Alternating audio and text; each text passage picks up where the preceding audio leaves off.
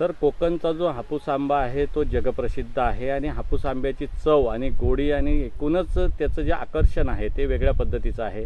काय सांगाल सर, आपण या आंबा बागायत क्षेत्रामध्ये आहात, कशा पद्धतीची आपली बाग आहे, कधी ही बाग सुरू केली आणि कसा प्रवास एकूणच राहिलेला आहे या क्षेत्रातला? माझी ही बाग आहे ही जांभूळपाडा गावात आहे. म्हणजे जांभूळपाडा हे अलिबागमध्ये येते आणि आपण कोकणामध्ये येतोय आणि या आपल्या हापूसच्या बागेला GI मानांकनसुद्धा मिळालेलं आहे. तर ही बाग साधारण 24 एकरची आहे आणि ही बाग मी साधारण 2000 सालापासून इंडिव्हिज्युअली मी करत आहे. त्याच्या अगोदर याच्यातल्या काही बागांमध्ये 89 साली आंब्याची लागवड केली होती आणि म्हणजे इथे जर आपण पाहिलं तर 89 सालापासून ते अगदी गेल्या वर्षापर्यंतचे जशी आम्ही जागा आमची वाढलेली आहे तशी तशी झाडं लावत नेलेली आहेत. इथे साधारण 1250 झाडं आहेत. हापूसची आहेत, केशरची आहेत, राजापुरीची आहेत, तोतापुरीची आहेत, लंगडा बनारस असे थोडेफार इतर व्हरायटीची सुद्धा झाडं आहेत. पण मेनली आपल्याकडे हापूस आहे आणि हापूस आंबा आता जसं तुम्ही म्हणलात जगप्रसिद्ध, होय निश्चितच तो जगप्रसिद्ध आहे आणि आजच आपल्या बागेतून US साठी म्हणजे अमेरिकेसाठी सुद्धा आंबा एक्सपोर्टसाठी जात आहे. आपण तो आजच संध्याकाळी वाशीला पाठवणार आहोत आणि मग तिथून तो पुढे प्रोसेस होऊन आंबा जाणार आहे. आपल्या इथे ही बाग जी आहे ती साधारण 24 एकरामध्ये आहे आणि 1250 झाडं आहेत. आता जर आपण विचार केला ह्या आंब्याच्या बागांचा विचार केला तर गेले काही वर्ष आंबा बागायतदारांचे किंवा शेतकऱ्यांचे हे चॅलेंजेस किंवा त्यांची आव्हानं खूप वाढत आहेत. मग सगळ्यात महत्त्वाचं म्हणजे आपल्याकडं जे रोगराई किंवा किडी येत आहेत किंवा इन्सेक्ट्स येत आहेत, त्या इन्सेक्ट्सवर प्रभावी औषधं आपल्याकडे राहिलेली नाहीत. त्याच्यामुळं शेतकरी तसा हवालदिल झालेला आहे. यावर्षी जर आपण बघितलं तर डिसेंबर महिन्यामध्ये इतका सुंदर मोहर आला होता की त्या मोहरामध्ये असं वाटलं होतं की यावर्षी बंपर आंबा येईल, भरपूर आंबा येईल आणि सर्वसामान्याला अगदी सहज परवडेल असा आंबा मार्केटमध्ये उपलब्ध असेल. पण दुर्दैवाने तो मोहर सगळा वाया गेला आणि तो वाया गेल्यामुळं प्रॉब्लेम असं झाला की आंबा खूप कमी राहिलेला आहे आणि नंतर तो जो काय आंबा कमी राहिला होता त्याच्यात परत जो काही दुहेरी किंवा रिकरंट परत येणारा मोहर आला, त्याच्यामुळे आंब्याचं प्रमाण खूप कमी राहिलेलं आहे. जर आपण आपल्या रायगड जिल्ह्याचा विचार केला तर रायगड जिल्ह्यामध्ये 15 ते 20% उत्पादन आहे. संपूर्ण कोकणाचा विचार केला तर ते 20 ते 25% उत्पादन आहे.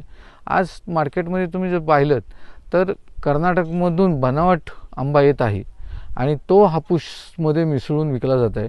अन्यथा आपला जो अस्सल हापूस आहे तो अस्सल हापूस बाजारात फारसा नाही आहे आणि त्याच्यामुळं बाजारात दरसुद्धा चांगले आहेत. अस्सल हापूससाठी मागणीसुद्धा खूप आहे आणि खवय्ये लोक आमच्या बागेपर्यंत पोचत आहेत आणि ते खुद्द बागेतून, कारण बाजारात जो काही भेसळयुक्त आंबा मिळतो आहे त्याच्यापेक्षा अनेक खवय्ये बागायत आपल्या स्वतःच्या बागेत येऊन आंबे खरेदी करण्याला पसंती देतात आणि सुदैवाने यावर्षी आत्तापर्यंत चांगले दर मिळाले असल्यामुळं आम्हाला कुठेतरी आमचं काहीतरी भागेल असं वाटते. अन्यथा या गेल्या काही वर्षामध्ये शेतकऱ्यांचे खर्च वाढलेले आहेत, त्या हिशोबाने उत्पादन मात्र मिळत नाही. धन्यवाद. सर, कोणत्या जातीचे आंबे आपल्या बागेमध्ये आहेत आणि एकूणच रायगड आणि कोकणामध्ये कोणत्या जातीच्या आंब्यांना जास्त या ठिकाणी बहार आहे? आपल्याकडं ॲक्च्युली जर पाहिलं तर मेनली हे आहे हापूस आहे, त्याच्यानंतर केशर आहे, राजापुरी आहे, तोतापुरी आहे, लंगडा बनारस आहे,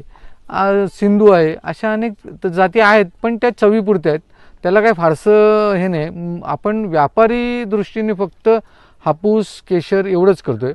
आपल्याकडे पायरीसुद्धा आहे आणि कोकणामध्ये तुम्ही जर विचाराल तर कोकणामध्ये सगळ्या जातींना चांगली फळं येतात, कारण कोकणचं हवामान आणि कोकणची माती ही आंब्यासाठीचीच आहे.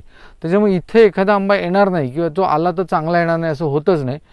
सगळ्या जातींचे आंबे कोकणामध्ये चांगलेच येतात आणि त्याची टेस्ट, साईज, स्वाद हा उत्तमच असतो.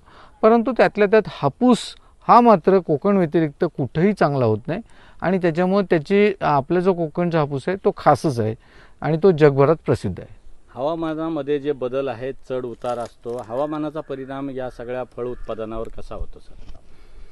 हवामानाचा बदल होत असतो आहे. हवामानाच्या बदलापेक्षाही मला असं वाटतंय की जास्त आता जो प्रॉब्लेम आहे तो कीटकनाशकांमध्ये जो रेझिस्टन्स, प्रतिकारशक्ती, जो कीटकांमध्ये प्रतिकारशक्ती जी निर्माण झालेली आहे त्यांनी शेतकरी अडचणीत आलेला आहे. नवीन अशी फारशी कीटकनाशकं बाजारात उपलब्ध झालेली नाहीत आणि कृषीमध्ये भारतामध्ये संशोधन फार कमी आहे, खूपच कमी आहे आणि त्याच्यामुळे नवीन गोष्टी काही उपलब्ध होत नाही आहेत, असं सगळं प्रॉब्लेम आहे.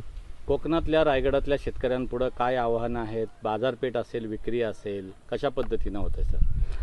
बाजारपेठ ही रायगड किंवा अलिबाग किंवा मुंबईच्या जवळपास असलेल्या शेतकऱ्यांना त्याचं बाजारपेठ हा चॅलेंज नाही आहे. आता आम्ही तर मुंबई APMCला सुद्धा पाठवतोय. आम्ही एक्सपोर्टसाठी सप्लाय पण देतो. म्हणजे ज्या एक्सपोर्टर्सना चांगला माल हवा असेल त्यांना आम्ही तो चांगला, आता मी मगाशी म्हटल्याप्रमाणे आजसुद्धा आपण US साठी 650 डझन आंबा देतो.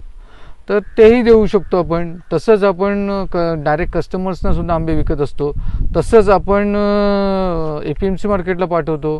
भारतात अनेक ठिकाणी आपल्याकडं ज्या ऑर्डर्स येतात त्या ऑर्डर्सना आपण ग्राहक जे आपले काही बनलेले आहेत, आता बारामतीला पाठवलेलं आहे, नाशिकला पाठवलेलं आहे, गुजरात आनंदमध्ये पाठवलेलं आहे, दिल्लीला पाठवलेलं आहे, बँगलोरला पाठवलेलं आहे. असं विविध ठिकाणी आपण जशा ऑर्डर्स क्रिएट होतात तसं आपण तिथे पाठवत असतो.